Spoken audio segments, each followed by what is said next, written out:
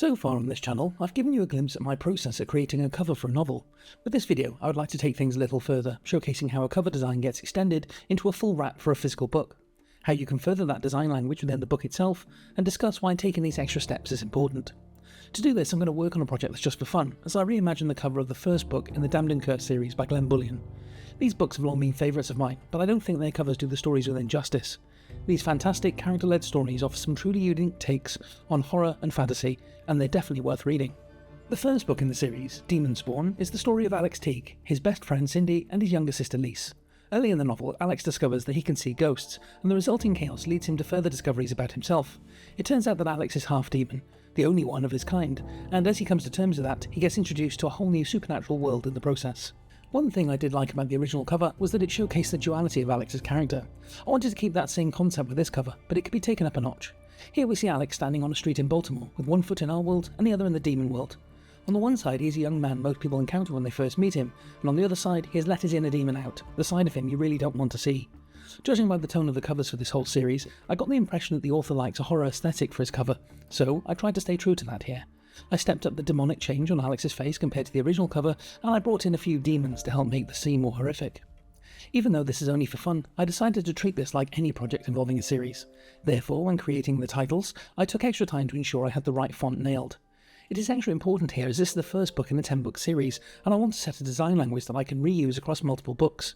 It needs to work with various cover designs, but also tie all of the books together into a cohesive series when you see them as a whole. That same design language is helpful when it comes to turning this front cover into a wrap for a physical novel. As a lover of books, I love to see books in print, as you can't beat that tangible feeling of holding a real book. That's one reason I pay so much attention to details like the design language now, because one day I hope to see them as a collection on a bookshelf somewhere. Beyond this though, offering multiple formats for readers is important. Thanks to print on demand, there's no real downside to making your book available in as many formats as possible. In fact, it will only make your novel look more professional if you can offer your book in as many formats as possible, as would be the case with a traditionally published novel. Trust me, if you're a self-published author, there's no greater feeling than holding a physical copy of your novel for the first time. It's all the better if you spend as much care and effort on the whole package as on the front cover. I've lost count of how many self-published books have a great digital cover, but the physical copy disappoints me.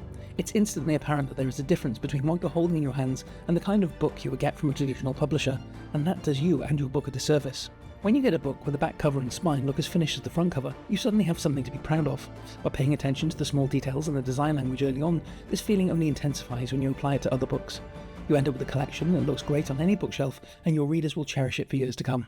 It doesn't stop with the outside of the book. To get the complete package, it's essential to keep up the work on the interior as well. I would argue this is even more important. This is the part of the book where your readers will spend the most time, and it's here where they will really feel the quality of your words. Formatting a novel goes beyond just choosing a font and adding some decoration. You also need to pay attention to how many words you put on the line, how much space you leave between the lines, whether to hyphenate, where to break a new page, how you separate sections within a chapter, how you deal with a page with only one sentence, and so much more. There are a multitude of little decisions that need to be made that may not sound like much, but add up to provide your reader with the optimum reading experience.